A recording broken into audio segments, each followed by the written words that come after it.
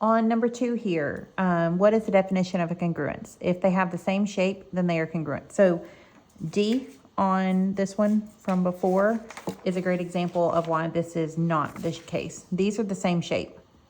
These are actually called similar, but these are the same shape, but they are obviously not the exact same size.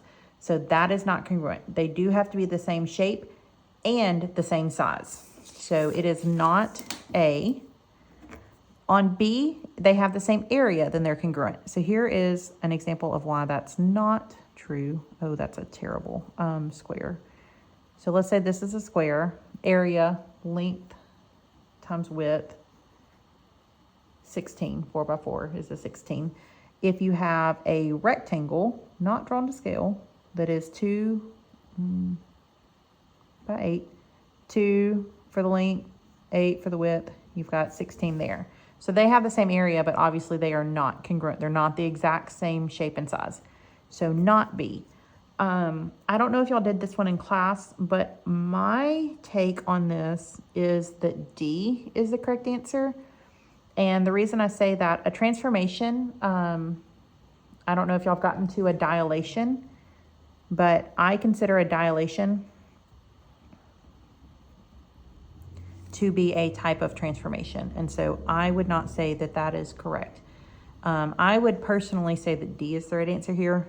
It's rotations, reflections, and translations only that is going to help prove congruency. So that's where if you take one shape and you rotate it, or you reflect it, or you slide it, you translate it, and they line up, that's when they're congruent.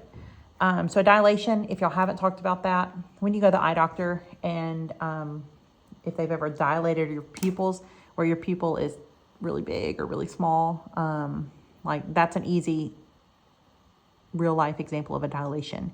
When your pupil changes size, they dilate. And so that is what happened on this one here. They dilated and made this one bigger. And so that would be why I would say not C, but D would be correct there. So hopefully that helps. On 3, you do have D prime. So y'all have talked about primes. You do have D prime labeled correctly. It looks like it is about halfway between B and C. And so B prime and C prime, there's D prime. And so that's pretty close.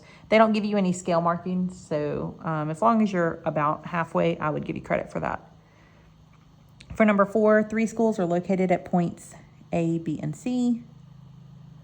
And you want it to be about the same distance. So yeah, I would say in there somewhere, as long as those 3 lines look like they're pretty close, that would be about accurate.